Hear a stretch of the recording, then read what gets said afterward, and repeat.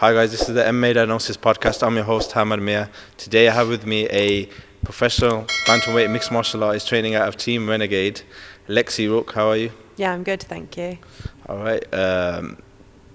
So I've actually started following you recently, but you're fighting now in Palestina. You're going Canada, March the 9th.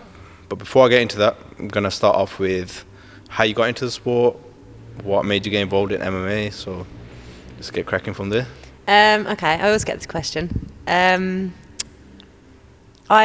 don't really have like a super interesting backstory. Okay. I say fell into it. Like, I started going to like a boxing and kickboxing gym about 7 years ago, I think now. Mainly just to get fit and sort myself out, because I wasn't on a great path really. I was on a bit of a bad pathway, and I could have gone down a very, very bad route. So instead of doing that, I was lucky I had a good support network around me, good people around me that pushed me to choose a different route. So I'm very lucky and grateful for that. So yeah, I ended up just going to a boxing gym, a kickboxing gym. Started doing that and obviously enjoyed that. Then I started fighting, just competing on like little interclubs and then some little like local shows. And then one of my friends was like, oh, there's this other gym that does like Muay Thai. So I was like, what's that? Went and checked that out. And then obviously they did jiu-jitsu as well, and wrestling and MMA and all of that. And I remember joking around going, oh, I'm never doing that, because at the time it was all just like a load of old sweaty men like rolling around on the floor. And as a female, I was like, what the hell? And then literally, I think like 8 months later, I was doing it. I started with one of those white collar MMA shows. Oh, you did one of them? Yeah, just honestly, I just did it as a bit of a laugh to see if I liked it. Because I enjoyed fighting kickboxing and I enjoyed the training element. And then my coach at the time was like, oh, just do this to give it a go, see how you feel. And I did it and I was like, oh, that was unreal. So I was like, I want to do it. And then I literally just did it from there. Okay, so where were you training at then? Because I know you've moved here. Yeah. Only a year. How long has it been? Only I've been at Renegade for a year now. For a year now. But so where were you before? Like which city? So initially, I'm actually from Hastings, which is a little town down south. No one ever knows where it is. It's near Brighton. I started in a little gym called First Generation, which isn't there anymore. And then I just found when I first started, there wasn't much MMA, and there especially wasn't any women doing it. But it was a good little starting point for me. And then I was in the IMAF team, and that required me to go up to Manchester a lot to train. And when I came up to Manchester, I realised that there was a bigger scene for MMA up there.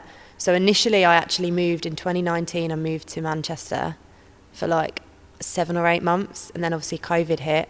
Then I ended up moving to Liverpool. So I lived in Liverpool for 3 years, trained there, and then I moved here last year. So I've been here a year now. Okay, yeah. Talking about the IMAFs. A lot. yeah. Talking about the IMAFs. For people that don't know, IMAFs is the closest thing to the Olympics for MMA, right? You could say. I guess you could say that. Yeah. So how was that for you? That experience, like, do you feel like that's benefited you a lot for your professional career? Yeah, I do. I think it was a good kind of dress rehearsal for little factors like flying somewhere, flying abroad to fight for a start, fight in different competition as well. So, girls from all around the world, like you've got different styles. Obviously there's not many women in the UK doing it anyway for a start. So it's a good practice for that. The setup of it was good as well. I think the tournament style of it is hard because obviously you've got to make weight every day, day of as well, not day before. And obviously you've got to win to get through to the next stage, so it kind of gives you that little bit more of a push mentally. But I really enjoyed the IMAFs. I thought it was really good, and it gave me an opportunity. For me, it was one of the best things that could have happened to me as an amateur, because it opened up my like connections, my world in MMA, and it showed me like other opportunities. So that's why I ended up moving away to train. I don't know how it would have gone. I don't know how my career would have gone if I'd have stayed down south. Just because at the time there was a few people doing it, and the guys that were doing it were good, but I just found there was never that.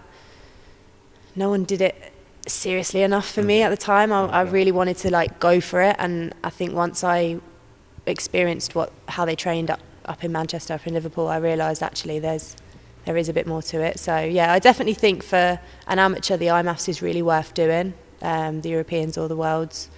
Unfortunately it's not funded, so it's hard to fund it yourself, but if you can do it, it's a good experience, definitely. So now that we've talked about that, what made you come to Birmingham? Team Renegade, obviously, but what made you make that move? Because a lot of people don't make that move; they just move to another city. And yeah, for me, I'll do whatever I need to do for the sake of my career. Like I'm 100% tunnel vision and being the UFC champion, and this is the route that I'm on. So for me, it was a matter of, right, this isn't working for me. What is, and what do I need to do? Where do I need to put myself to be better and to get better? And at the time, I'd left my gym in Liverpool for reasons that I don't care to go into. That's all in the past now, is what it is. And I was looking for somewhere new. I'd already made a connection with Renegade because I was coming down sort of once a month or once every 2 weeks to spar. So I'd already started coming here and meeting people and noticing the atmosphere, the attitude, the culture of this gym and this team. And for the first time ever, I remember thinking, like, this is exactly what I've been looking for. I've just had to go all around the country to find it first. And literally, I moved here for the team. Like, I'd never even been into Birmingham city centre before I moved here. I'd only ever driven to Renegade or got the train to Renegade and then gone back to Liverpool. Okay, so you didn't see the bull ring? Or no, like literally nothing. I didn't even know what the bull ring was. Like, I'd never been to Birmingham. So the first time I went to the city centre and like around Birmingham was like literally the first week I moved here.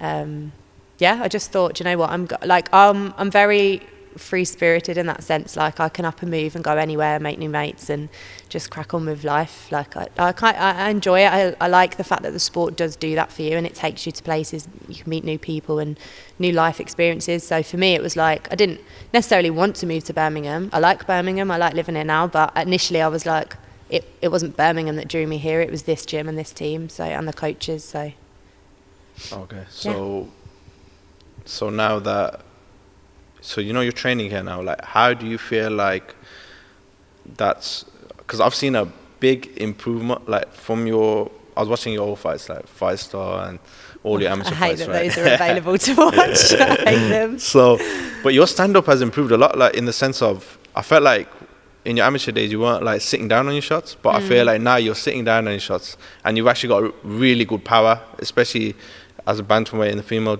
women's division. You've got some solid power, and that could play your advantage compared to a lot of other women that are fighting. So do you feel like them improvements have come since you moved here, or? Yeah, I think not to take away from, everyone that's been a part of my journey has all had their part to play, positive and negative. I learned from all of it. I do think my striking started to improve initially when I was still in Liverpool. I started working with a coach called Danny Witho. He trains at No Limits Boxing Gym. I started working with him, and he just really helped me do exactly that, sit down on my shots and develop that power. I was also working with an S&C coach called Charles Jones, I think his surname is, which obviously then that comes into play as well, all of that training alongside the technical training, it all works together. So that's where it kind of started. And then when I moved to Renegade, I honestly do, not in a big-headed way, but I just feel like I went like that. Like, I just learnt so much the minute I got here. I was like, whoa, like, it was kind of overwhelming when I first got here. Yeah, like when I came in today, the amount of pros on the mat. Yeah, and then you just got Dan Hardy just randomly coaching. I know, and you got Mark Goddard just chilling there. Yeah, it's just like, it is a really cool place crazy, to be. Yeah. Like, it's mad. But I definitely feel like I've improved so much since being here, this gym. Not even just technically, like, obviously physically I now work with Coach Johnny, my S&C coach. He's like transforming me into a completely different athlete. And then, we've got like the likes of Leon coaching the wrestling, and I work a lot with Fabian Edwards with my striking. Like, I'm really lucky. I do get a lot of help and support from the guys here, and everyone just mixes in and helps each other. So it's Obviously Joby Clayton as well, he hosts the sparring, he's helped me a lot. And I think in terms of confidence for me, like a lot of the reason I never stepped into my true potential was because I was lacking in confidence and self-esteem basically, and come into this gym where it's like such an open environment to actually learn and absorb everything and just go for things, like it just helped me transform my mindset a lot more. So I feel like, yeah, I've improved technically, but I've also improved mentally a lot more. So do you feel like Birmingham has the best base now? Like Birmingham's the best base now for MMA in the whole of UK? I do, yeah. I probably sound hella biased. Okay, you heard it on camera now. Just want to. No, I do, of course. Like we're training at the gym with the current welterweight champion and other, you know, elite level athletes. The fighters here are like you seen them at earlier when we were sparring. Like it's an incredible place to be. So yeah. Yeah. I also see that. I didn't realize at the time, but I didn't realize how many females come here to train. Like you've taken like on your social media and stuff. So I didn't realize. So Veronica Hardy, Dan Hardy's wife, she trains here.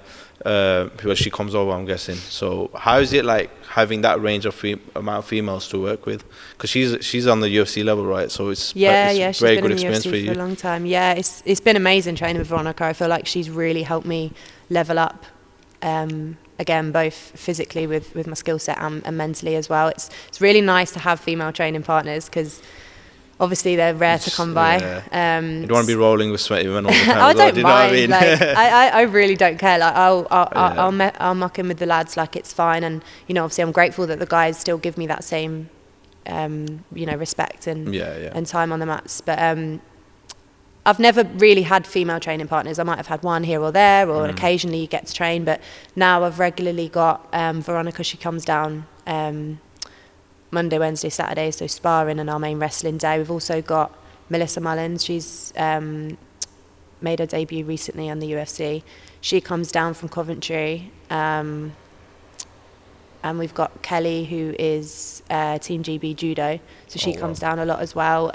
So we've really we've built like a solid, we've got about 6 of us now, that train, not every single day, but we try and get at least once or twice a week where we're all on the mats together, and it is really good because it's more realistic as well, especially when you spar in females. But yeah, it's wicked. It's nice to have that because I've never really had that before. So your fight now, Palestina, you're fighting going all the way Canada. Yeah. So March 9th, how are you feeling about your fight? Like we're a couple of weeks out. How are you feeling right now? How's preparation going? Really good, yeah. I've had a great start to camp. I think I'm in week 3 now. I've got 5 weeks left. I actually had my pro debut on this show in Canada in 2022. So I'm looking forward to going back. It was a really well-run show. Everyone was really nice. The setup was wicked. It's obviously a female show. It's only a women's only. I was just about to get into show. That. So.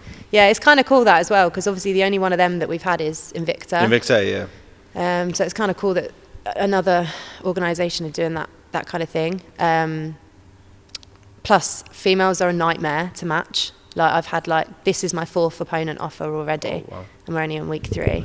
My pro debut, I can't even remember how many pullouts I had, but because it is a female-only show, they've got a really good roster, so they were able to still That's what I was going to ask you. Opponent. So, is there any opponent you can announce now, or is it? Yeah, I'm fighting. I hope I say her name right. Juana Manes, I think her name is. Okay. Brazilian girl. Fighting Brazilian. Yeah. She's Brazilian. Okay, yeah, she's Brazilian. I don't really know much about her. I know she's a good kickboxer. She's got a pro kickboxing background. How do you feel like your style matches up with hers? Do you feel like you can? Honestly, I feel like I'm better everywhere, and that's not coming from a cocky perspective. Yeah. I just believe in my skill set, and I've had a very big development period since my last fight. My last fight was July last year on LFL, and I'd hoped to fight once or twice more before the end of the year, but it never happened. It never came to light. So as annoying as that was, it was also a blessing because it gave me that time to actually develop, and I feel like I've learned a lot and I've leveled up a lot since then. So I'm looking forward to it. I feel like it's a good opportunity for me to go and put that into play now and show the levels. So yeah, it'll be good. All right. I don't know if you watched the female fight, the UFC title fight, Raquel Pennington and Brenda Silva. How do you feel like the bantamweight division is right now? Because I feel like over the years it's more open. You can easily get your way through now, and you can get to a certain level. There's a lot of opportunities there. Do you feel the same way, or do you feel like within the bantamweight division, the females? What, it's easier to get? I'm saying there's more like the flyweight, and I feel like the strawweight's more stacked now. I feel like the bantamweight's kind of the Dropping levels gone down. That's what I feel agree. like. I do agree. Actually, I had this conversation with someone the other day. I think obviously Amanda Nunes is the GOAT. I love her. I think she's wicked. I think she's achieved a lot. Whether she stays retired, I don't know. There's talks of her coming back, I don't know. But I think it needed like a bit of a switch up. I think it needs fresh blood, essentially, to come in.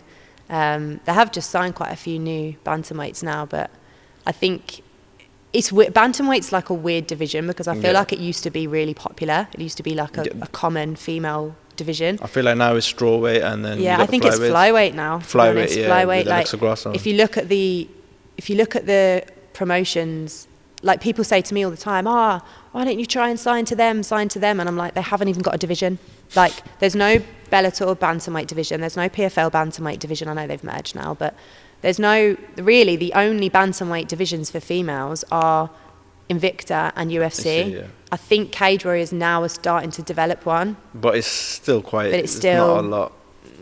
I don't know, like... do you feel like that's a problem for you? Like, you can't fight within the UK now. Like, you've gone all the way Canada. There's harder to get fights within the UK, because I feel like a lot of the females are connected in a way, like in the UK, because there's not a lot of you, so you all come train together, so you don't want to fight each other. Is that?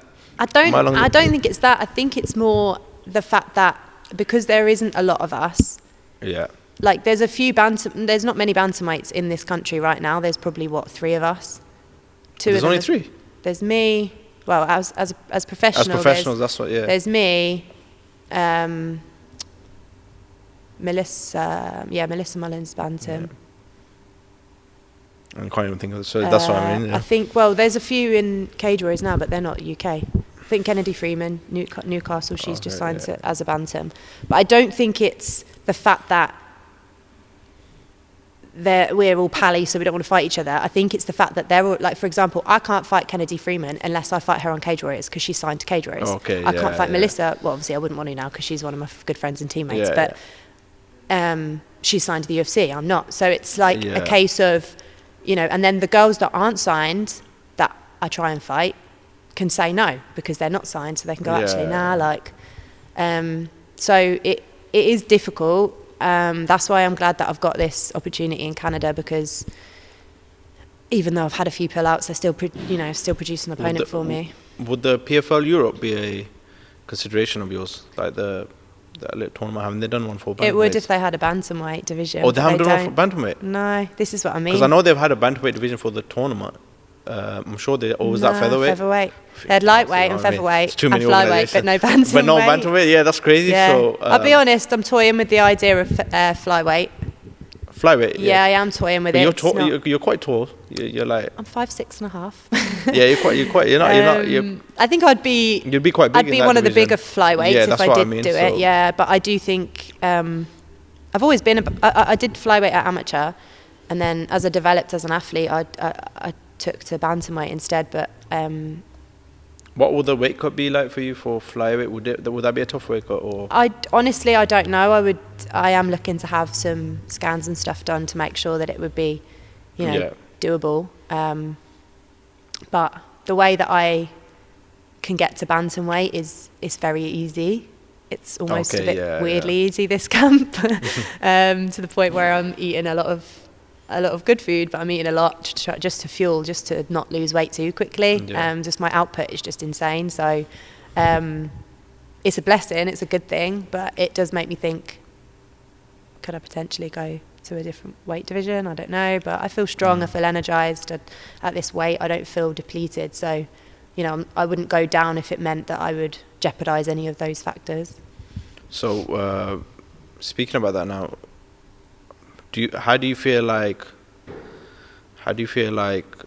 you switched down to flyweight, right? So do you feel like that opens up more opportunities, or?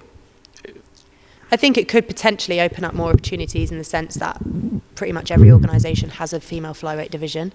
So it could open opportunities up in the sense that I could maybe, be getting more fight offers. Okay. Because I'm not so limited to one division that's only in certain promotions. I don't know. We'll see. That's not set in stone. It's just an idea that's floating around at the moment. I don't want people to be like, oh, you said you're going to flyweight.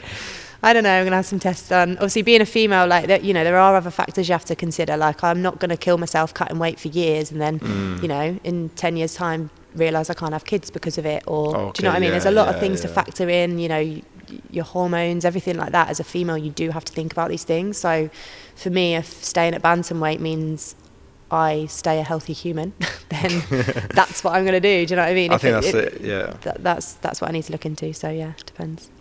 What about Invicta or something like that? Is that something you would consider fighting in? Yeah, I'd consider fighting Invicta. I'd like to fight in Invicta. I think it's a good feeder league for the UFC as well, like in the sense of definitely. You'll get a lot more. You can get to the UFC a lot quicker if you join an organisation such as Invicta. Yeah. Than you would from the other organisations. So.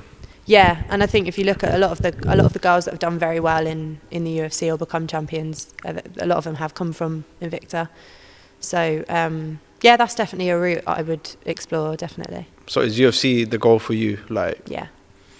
Yeah, it's weird because I never like I said, I kind of fell into the sport. Like I didn't just wake up and think I want to be a fighter. Like I discovered the sport like 7 years ago, and honestly, when I say discovered it, I didn't know what UFC was, what MMA was. I didn't know what it was because I was in a small town where it didn't really exist, like at all.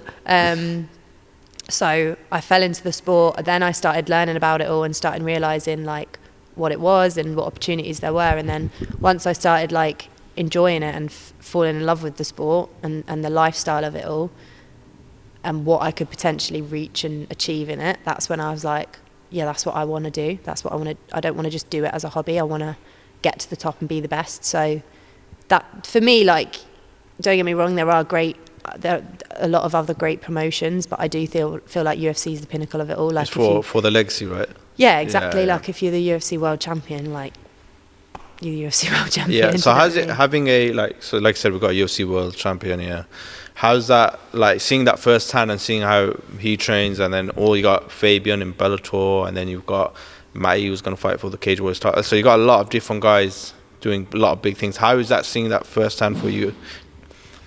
Really good. Like I think it's, if anything, it's just lit the fire in me more. Like I've never really struggled with motivation to train or to live the lifestyle of a fighter. I actually enjoy that side of it, but being around them guys, like, and seeing what they do and how they live their lives and their attitude and everything towards training is really good. And obviously having that like connection with them, and I'm able to just like pick their brains about stuff, or even like silly little things like rest days. Like to me, like sometimes I'll turn around and they'll be like, you need to take a deload day, or you need a rest day, or just having their like level of experience and knowledge in this industry. Yeah, I feel like a lot of people tend to get injured because they don't have rest days, or they don't understand the importance of it, especially before a fight. Because if you get injured now, that's no money for you. So yeah.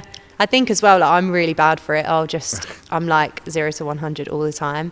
And for me, it's like I work outside of this as well. So it's trying to balance everything. Yeah, I was going to ask that because I know a lot of fighters that do that. So they work and then they compete professionally. It's crazy. But how's your schedule? Because how do you balance everything? I don't. You don't? Honestly, if I showed you my schedule now, you'd be like, what? Sorry, what? Like, I get told off for it all the time. But do you know what? I got to do what I got to do. Do you know what I mean? One day I won't have to do all of that. So I'm better now. I was working 3 jobs. I now work 2. Oh, so it's not as bad as last year.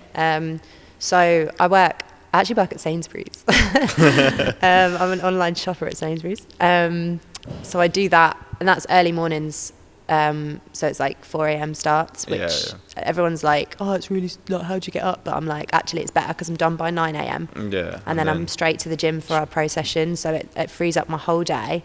I don't have to go to work in between sessions like I used to, that was what was killing me off. So now I can literally just do that, get that job done in the morning, come and train, and then obviously I coach the women's classes here and do one-to-ones here as well. So it's a good balance now. I feel like I'm getting there with it. But yeah, it's just one of the things you've got to juggle. Yeah, so I've noticed a lot of fighters, they tend to have like flexible jobs to cater towards their career, right? Like I know one person, they do like waitering or bartending or whatever. Is that like generally, like, when do you feel like you're going to transition into doing full-time MMA? Do you feel like once you sign to the UFC, or is there a particular point for you?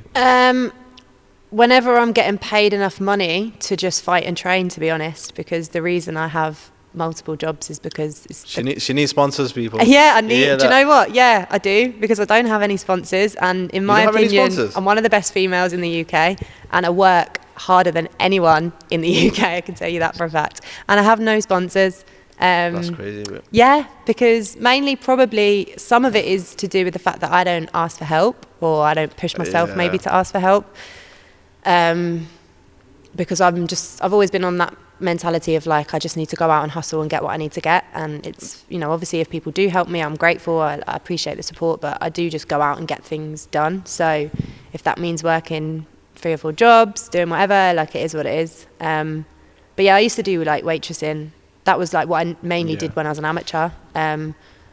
But obviously it's difficult because like our pro sessions are at 11 o'clock in the morning every day till like 1:30. So like, how many jobs can you get where you go, oh, by the way, I'm just going to nip out to the gym, come back and finish my shifts? Is that all right? Yeah, no, like, you're not going to get a job. It's hard. So that's why the job I've got at the moment works really well, because it's an early morning one. I'm done by 9.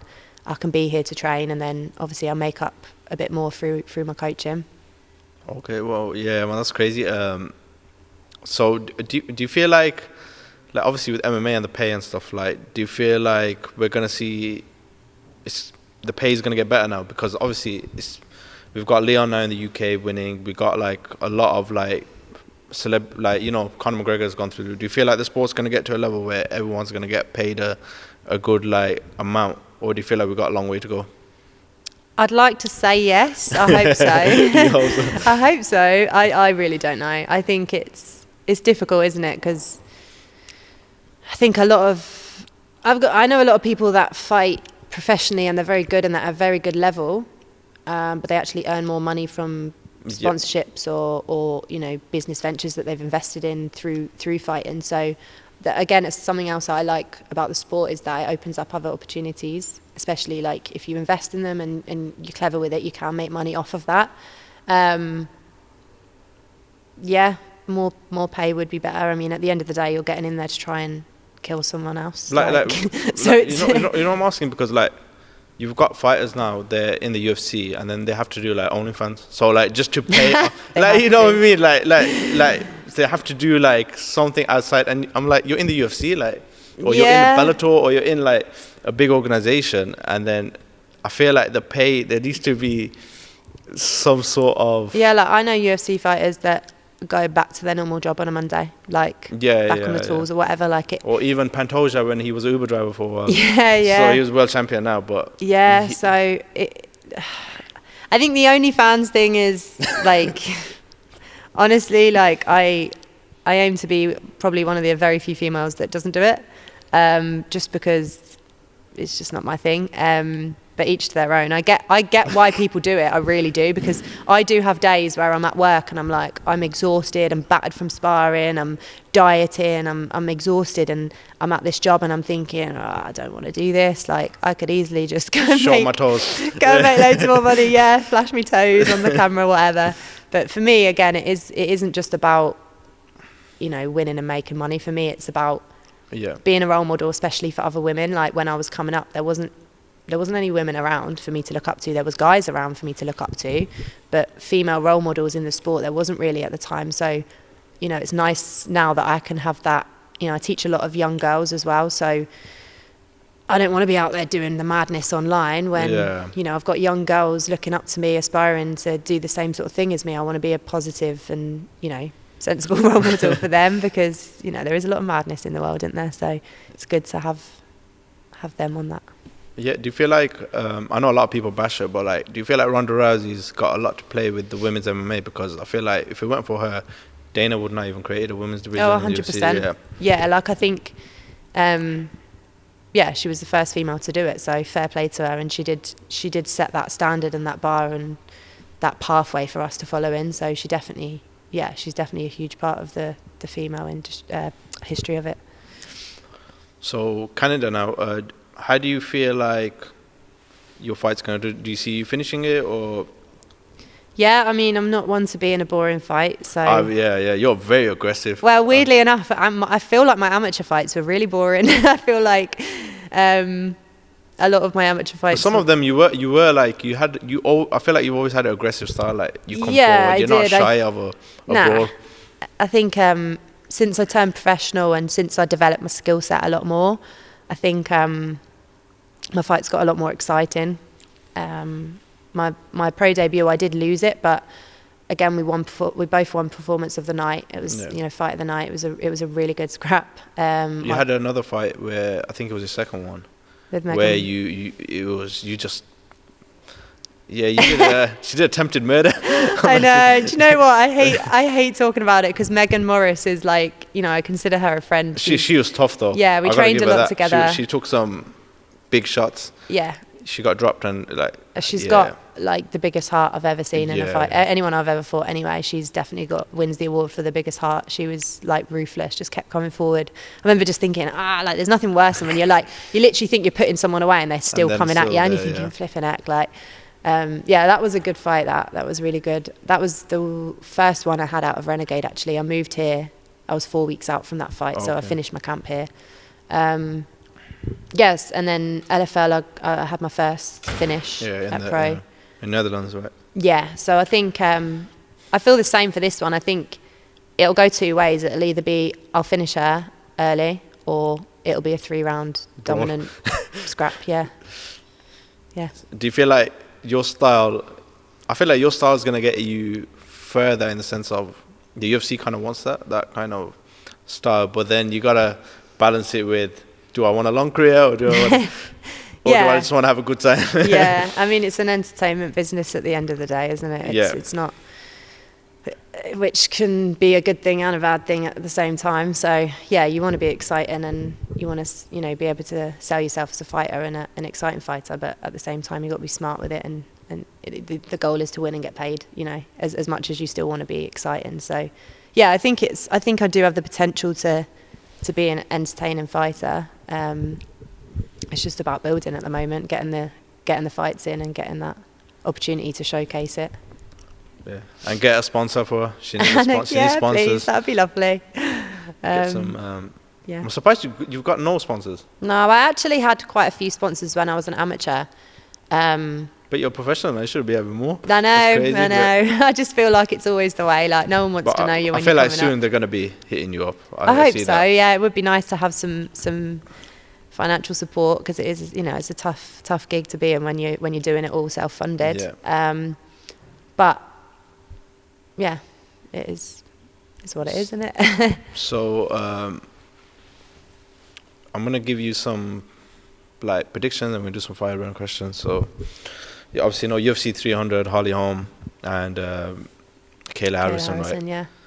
How do you see that fight? It's in your division as well. And I know. Do you feel like Kayla's gonna make the weight? I don't know, but I looked at Kayla Harrison at Bantamweight and I thought, yeah, maybe I should go to Flyweight. I don't think people realize how good she is. She was 2-time Olympic gold medalist in judo, for people that don't know. Yeah, she's a beast. So. I like Kayla a lot. I think she's achieved a lot, and again, she's a good female to have. You know, she's done a lot. I really like Holly. I've always liked Holly Holm. I think she's cool. She's one of the OGs as well. I think Kayla will make the weight. I think to be making this much hype over a fight and to sign with the UFC, you'd be an idiot to. And plus, she's know that you can't Olympic make the weight. athlete. I'm sure she can. Yeah, I'm sure she'll make the weight. Whether it will be, you know, it'll probably be tough, but what weight cut isn't tough? Do you feel like that's going to affect her in a way, that weight cut? It could do. Because like you said, even for women, it's harder to cut weight because of hormones and things like that. She's a very muscular woman, so it's easier to cut the weight when you're more muscular. So who wins that fight? I think Kayla wins it. You think Kayla wins it in grappling? Do you feel like it's a submission or? I think she'll just be too physical for Holly. And I don't mean that because she's bigger. I just mean I think she's just physically more imposing, and I think her, not necessarily her judo, just her grappling and wrestling will be better, but that's just my... I think it'd be crazy if we just see another head kick knockout like with Ronda. Yeah. She's already knocked out one. Yeah, I do really like Holly and I do really rate her. I think Kayla has the potential to do it. So Wei Li Zhang versus Yan. I think her name is Yan. I can't pronounce the full name, but who do you see winning that one? I don't actually know. You know Wei Li Zhang? I know Wei Li, yeah. The other woman, she's Chinese as well, Yan. Oh, okay. She's another contender. Do you just think? I don't know. Sorry, that's really bad, isn't it? I should know that. Are they strawweights? Oh, man. Are they strawweight? Yeah, strawweight. Yeah. No, I don't really know. So I'd probably go with Wei Li, just being biased because I like Wei Li. I think she's sick. What's your favourite season of the year? Favourite season? Spring, summer? Oh, that kind of season. I was like, what season do you mean? Like Netflix season or summer? Definitely. Summer, yeah. Yeah. We only get like 2 weeks of it, but I know. Yeah, when it's here, it's nice. What's one city or place you'd like to visit if you had the opportunity to? That I haven't gone to before? Yeah. My number one on my bucket list is Hawaii. I really want to go to Hawaii. Honolulu? Or? Yeah, I just always wanted to go there. I remember once they did a Bellator card there and I was like, oh my God, it'd be even sick, like more sick to fight there. Yeah. What's your favourite martial arts training? So like you've got wrestling, jiu-jitsu, boxing, Thai boxing. Which one is your favourite? Do you have a specific one that you like enjoy the most? Or yeah, I enjoy striking mostly. I actually really enjoy wrestling, and I think that's because now I'm starting to actually get better at it and understand it. And I'm in a gym where it's a good session to be in the wrestling session. So, like a year ago, I would have said I hated wrestling. Yeah, I think a lot of people said that. Yeah, obviously, I think most people would say striking. Like everyone loves to stand and bang, don't they? But yeah, striking and wrestling were two favourites. Do you do warm-ups or do you skip the warm-ups? No, I always do warm-ups. I'm 30 this year as well, so I need to warm up. No, a lot of fighters skip the warm-ups, you'd be surprised. Nah, like I can't. I'm a bit like OCD, like I like to get here like 20 minutes before and do my own little warm-up. Okay. Before I do the group warm-ups, I have to. So are you a texter or caller? A texter or caller? If someone hit you up, are they? Oh, I'd rather be called, like just call me, I'd rather speak to you on the phone. phone. Oh, are you? Okay, yeah. That's different. A lot of people are texters now. Nah, my life's busy. Like I don't often have time to sit down and text. Like I'd rather just someone call me. I'll have my headphones in, even if I'm doing something, I can talk to you. But yeah, what kind of music do we hear on your playlist? What's your type of music? What genre? The weirdest mix ever. I like a lot of dancehall, reggae, Latin music. But I also like rock, like indie rock music. Yeah, I like everything really. Apart from screamo, I'm not into screamo. Who's your favourite artist at the moment? Like who we're listening, what are we hearing on? At the moment, I listen to a lot of Melly Don, Burna Boy. But then again, I listen to the Foo Fighters nearly every day. Foo Fighters. Oh, okay. I thought you were going to tell me you didn't know who they were then. I was like, pardon? I thought you were going to say you didn't know who Foo Fighters were. Oh, no. They weren't, no. Yeah, it's a weird mix. Like, it depends what mood I'm in. Okay, wow, yeah, that's a bit crazy. Who's one person that inspires you in general? Like, it doesn't need to be MMA, it can be in general. In general, inspires me. I always say my family, you know, like my mum and my sister. I've got a brother, sister, mum, dad. But yeah, my mum inspires me a lot. My mum inspires me just to be a good person. Like she's just a good human, a good soul. She's like, your mum inspires you not to go on OnlyFans. Yeah, that too. She'd kick my ass if I went there. Nah, I mean like just in general, she really is like a pure soul, and she's always like pushed me to be a better person. And even with this sport, like without her, I don't know if I would have actually gone for it like I did. So having her and the likes of my family to believe in me and that, like, yeah, I'd say they're my number one inspo. Okay, yeah, that's a good answer. Okay, what's your favorite striking technique? My favorite striking technique? Yeah, like what's your favorite combo? Or what's something you like to land? Well, you can't say because if you fight. Yeah, I'm gonna say something really weird. Honestly, I'm quite a simple fighter in the sense that I don't... Straight 1-2. Yeah, literally, like a nice clean backhand. There's nothing more satisfying than landing a clean backhand on someone's chin. And obviously, I like my elbows as well. And what's your favorite hobby other than fighting? Like, what's something you do? Or are you like Ben where... No, not as bad as Ben. Eat, sleep, fighting. Well, I used to be a dancer, so I used to dance like Latin, salsa dance a lot. Yeah, I did like the whole bachata and all that. Just bachata, kizomba, all of that. So I don't often get the opportunity to do it anymore, but if I do get a chance, I like to go and do that. I just find that's like something that I really enjoy that isn't obviously fighting. Other than that, just eating and sleeping, that's the two main things. What's one thing that people don't know about you but it's interesting? I hate that question. I don't know. You don't know? I really don't know. People don't know about me that.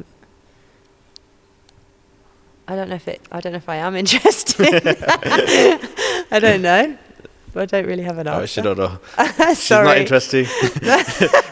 I'm boring as hell, man. No. But I'm gonna give you one more, then we're gonna edit. But would you rather go back in time or see the future? Oh, I don't think I'd want to see the future. Because you don't want to see if it's good or bad, right? Ends badly. No, I just think it's important to create your own future, isn't it? Like I wouldn't want to. I'm quite a spiritual person. I wouldn't want to mess with what's meant to be. And if you go back in time and feel like something can change, you might not end up at Team Renegade. So yeah, I feel like I'd go back in time to maybe relive like a good moment, not necessarily to change something bad, but like go back and just relive something that was like really cool or really good. All right, and what message do you have for anyone that's listening about your fight? What's any info like? Well, it's March 9th. Obviously, it's in Calgary, Canada.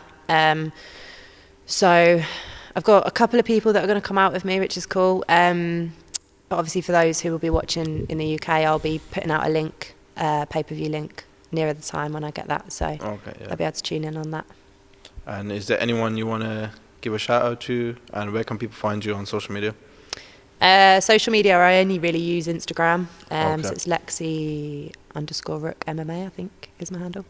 Yeah, that's my Instagram. And just shout out to everyone who's like helping me and supporting me, and especially this camp, but obviously all the time. So all the girls that train with me, all the guys here at the team, and all the coaches, everyone, my family for putting up with me and and my crazy life choices to do this sport. But yeah, that's it really. You heard it, people. Lexi Rook. Make sure she gets a sponsor. And check us out on all social media platforms, MMA Diagnosis, and subscribe to our YouTube channel. We're out. Peace. Sweet. Got a number. How'd you find that? Is it alright, yeah? Yeah.